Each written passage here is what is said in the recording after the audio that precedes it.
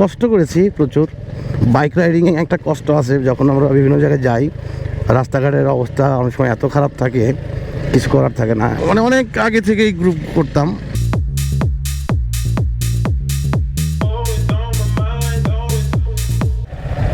Fine, সুন্দর জায়গা, একদম গ্রাম্য পরিবেশ। আর রিসোর্টের ভিউটা কিন্তু সুন্দর, একদম পুরো এরিয়াটা নিজেদের মতো করে থাকার একটা সুযোগ আছে এখানে। হ্যালো ভিউয়ার্স, অনেক দিন পরে বিডি রাইডার্স ক্লাব বিআরসি এর মেম্বারদের সাথে আজকে আবার নতুন আরেকটি জায়গায় যাচ্ছি। আমরা মুন্সিগঞ্জে যাচ্ছি, এমজে হলিডে রিসোর্টে। আমি প্রায় 9 বছরের মতো এই গ্রুপের সাথে জড়িত ছিলাম, এখনও আছি, কিন্তু ট্যুর খুব একটা করা হয় না নানান কারণে। বাইক গ্রুপে ট্যুর করার সবচেয়ে বড় যে উপকার সেটি হচ্ছে আপনি বাইক চালানোটা মানে একা একা চালালে যেভাবে চালাবেন, বাইক গ্রুপে থাকলে আপনার চালানোর ধ্যান ধারণাই চেঞ্জ হয়ে যাবে এবং চালানোর যে যত নিয়ম কানুন, কীভাবে চালাইতে হয়, পরিস্থিতিগুলোকে কীভাবে হ্যান্ডেল করতে হয়, সেগুলো আপনাকে ধারণা দেবে। আশা করি আপনাদের সাথে থাকছি, আপনারাও আমার সাথে থাকবেন। আর আমি এই মোটো ব্লগিং তো আসলে কখনো করা হয় না, আজকে রিসোর্টে যাচ্ছি, একটু ট্রাই করছি যে মোটর ব্লগিংটা কেমন হয়। তো এই যে আমাদের বাইক গ্রুপের সকল সদস্য চলে আসছে, সবাই একসাথে যাবে। আমাদের এই যে যার বিদায় দেওয়ার জন্য আমরা এই ফেয়ারওয়েলের আয়োজন করেছি, সেই তানভীর ভাই দেশ ছেড়ে চলে যাচ্ছে। আমাদের সবগুলো বাইক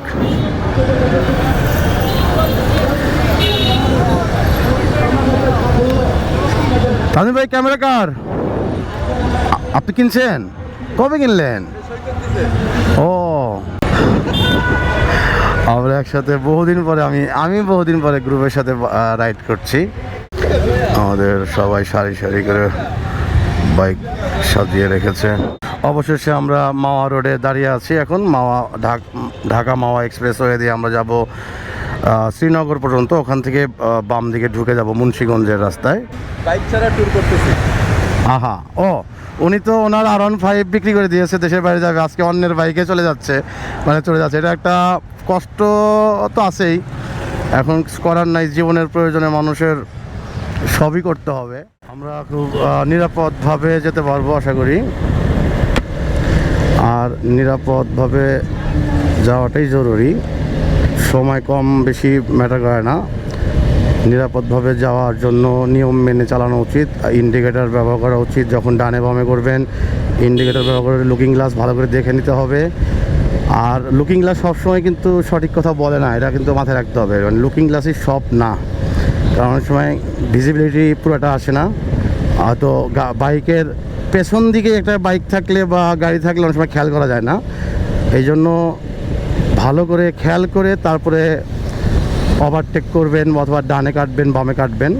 এক্সপ্রেসওয়ে কিন্তু রাস্তায় বাস থামিয়ে রাখছে, মানে অদ্ভুত ব্যাপার। মানে এখানে নিরাপত্তাটা কেমনে, মানে আমরা কেমনে পাবো?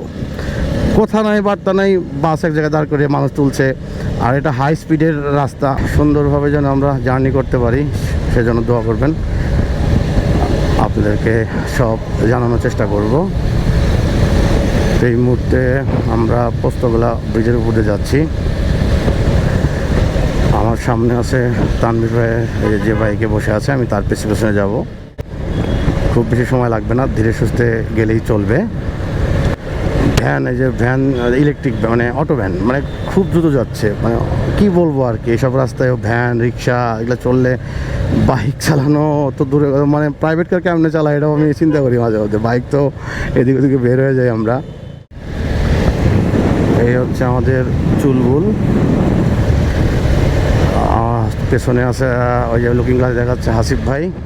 আমরা সোজা চলে যাচ্ছি মাওয়ার দিকে রাস্তায়, সুন্দর এক্সপ্রেসওয়ে। সবাই যাচ্ছে যার যার মতো। পদ্মা সেতু এইখান থেকে আরও 29 কিলো, ভাঙ্গা 66 কিলো, খুব দূরে না, মানে এই রাস্তায় খুব দূরে না এটা। এই যে তানভীর ভাই আমাকে ভিডিও করছে, আমাকে বলতে আমাদের রাইডিং ভিডিও করছে।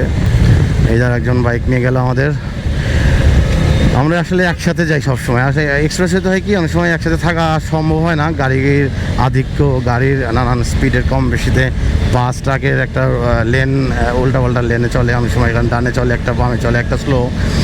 এইখানেও কিন্তু একটা আবদুল্লাপুর আছে, মানে মাও রোডে যাইতে আবদুল্লাপুর পাবেন, তাই উত্তরায় একটা আবদুল্লাপুর আছে, এখানেও আবদুল্লাপুর আছে। সামনে টোল প্লাজা আছে, এইটা হচ্ছে এক্সপ্রেসওয়ের যে টোল দিতে হয় সেই টোল প্লাজা। আমরা এখন এক্সপ্রেসওয়ে মানে ঢাকা মাওয়া এক্সপ্রেসওয়ে, যেটা এখান থেকে বরিশালে যাওয়া যায়, সব জায়গায় যাওয়া যায়, খুলনা বরিশাল। এই টোল প্লাজা হচ্ছে এখন টাকা দিয়ে আমাদের যেতে হবে।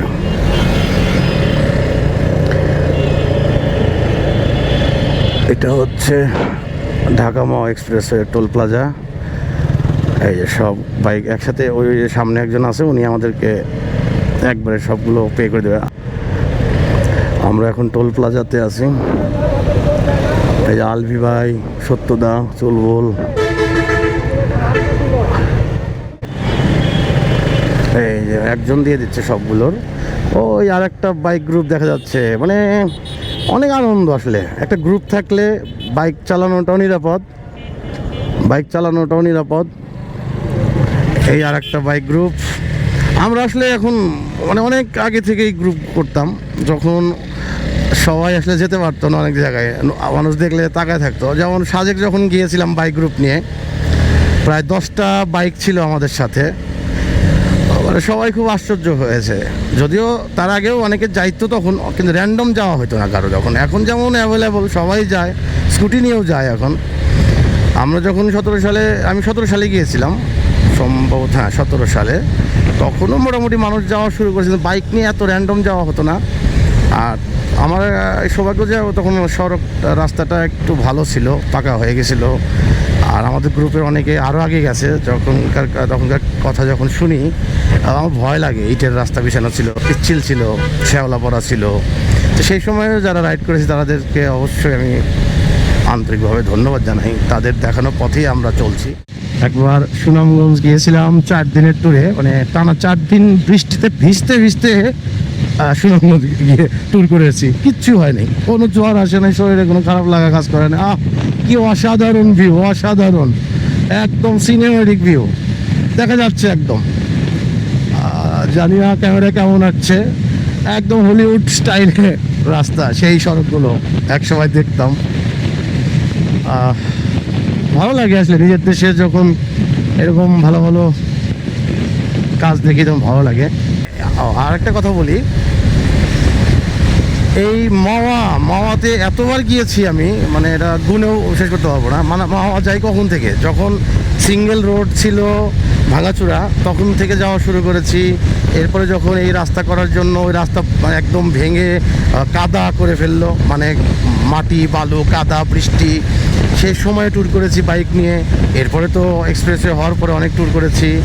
আর একটা বিষয় বলি, ওই কাদা যখন ছিল, কি ভয়াবহ যে ট্যুর করেছি রাতের বেলা, সব কিছু মিলে ওই জার্নিগুলো কষ্ট সইতে পারতাম তখন, আর ভালোও লাগতো। এখন কষ্ট বেশি সইতে পারি না, বয়স বেড়ে গেছে। আরে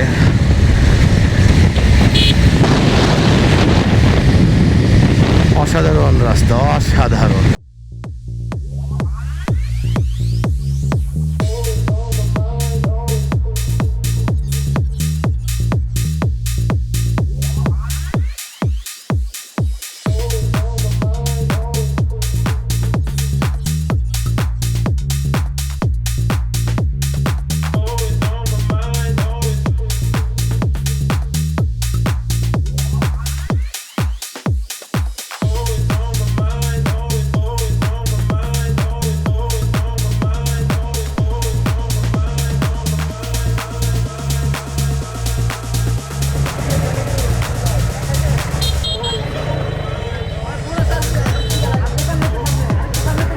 চা খাই যাবা?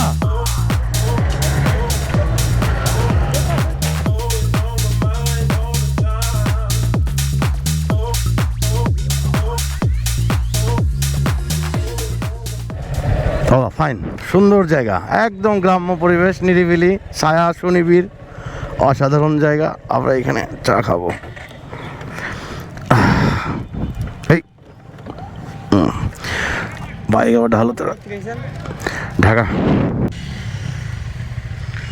আর মানে 5-6 কিলো মতো হবে।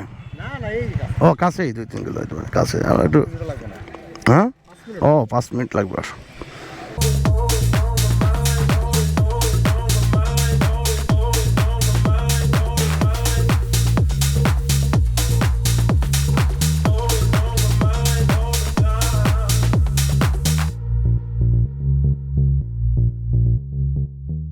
দাদা তো দিন দিন ইয়াং হয়ে যাচ্ছেন দাদা কেমনে কেমনে কি খান তো খালি শাকসবজি বোঝা যায়।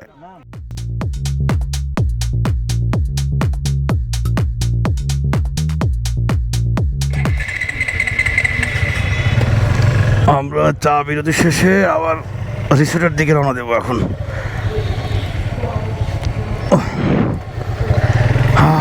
অনেক দিন পরে বাইক গ্রুপের সাথে ট্যুর দিয়ে ভালো লাগছে। আসুন ভাই এই ধীরে ধীরে জায়গা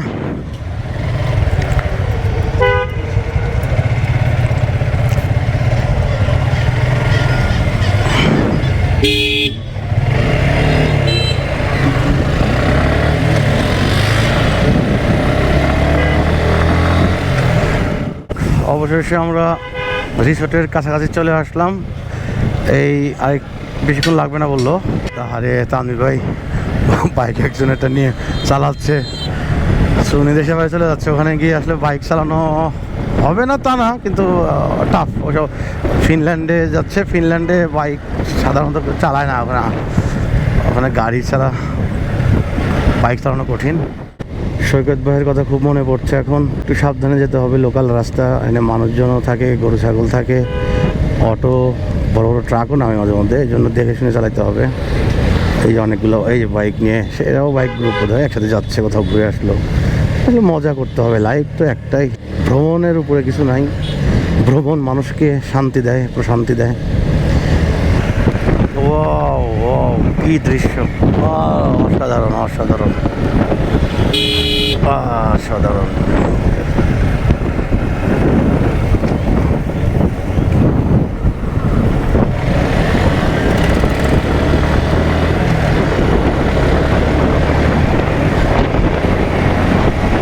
এখন সব সড়কেই অটো রিক্সা, সব সড়কে অটো রিক্সা। টানে কি বাইকও চালাতে পারে এটা তো ধরে মাঝে মধ্যে, ব্রেক ধরতে পারবে না কিন্তু কিন্তু চালায় যাবে আর কি। হ্যাঁ পেছনে এই তো ভুল করে আসছে রাস্তা। উপজেলা স্বাস্থ্য কমপ্লেক্স সিরাজদি খান। আমরা সিরাজদি খান চলে আসছি, রিসোর্টের রাস্তা মানে রেখে আসছি।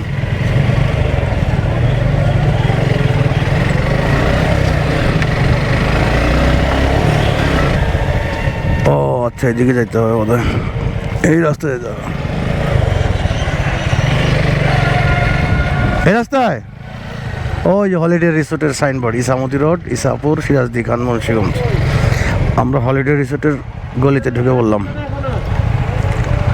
তারা এখনো আসে নাই।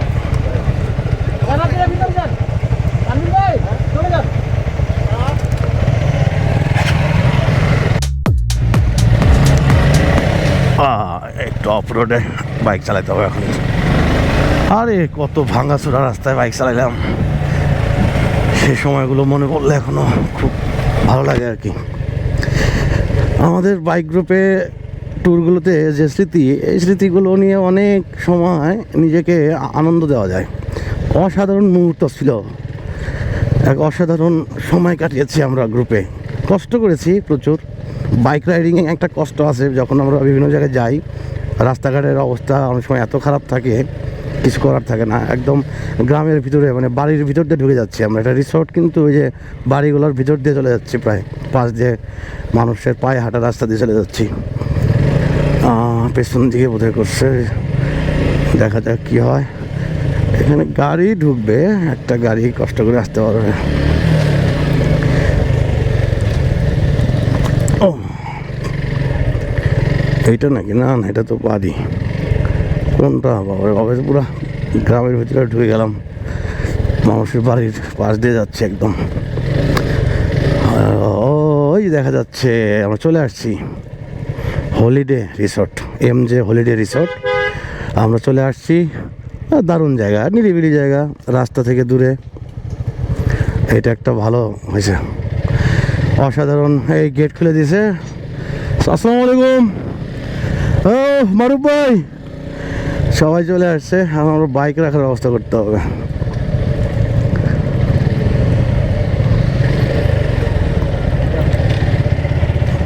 বাইক ঢোকে কিনা দেখি।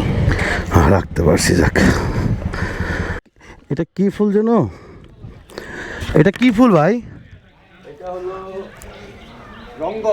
রঙ্গন। রঙ্গন, আচ্ছা আচ্ছা, অসাধারণ। মারুফ ভাই, আপনি বাইক নিয়ে আসছেন? হ্যাঁ, গত সপ্তাহে। মারুফ ভাই বাইক নিয়ে আসছে? এসব হয়তো কার ছাড়া কোথাও যায় না রে ভাই। ও বেশ বেশ। রঙ্গন ফুলের সৌন্দর্য আমাকে বিমোহিত করলো। পুকুরটা তো দারুণ, পদ্ম ফুলে ভরা এবং অসাধারণ। আর রিসোর্টের ভিউটা কিন্তু সুন্দর একদম। পুরো এরিয়াটা নিজেদের মতো করে থাকার অনেক সুযোগ আছে এখানে। ফ্যামিলি সহ আসলে আরও ভালো হইতো। যা হোক, পরে এক সময় আসা যাবে। আমাদের গ্রুপ মেম্বাররা সব চলে আসলো। এটাও রিসেপশন।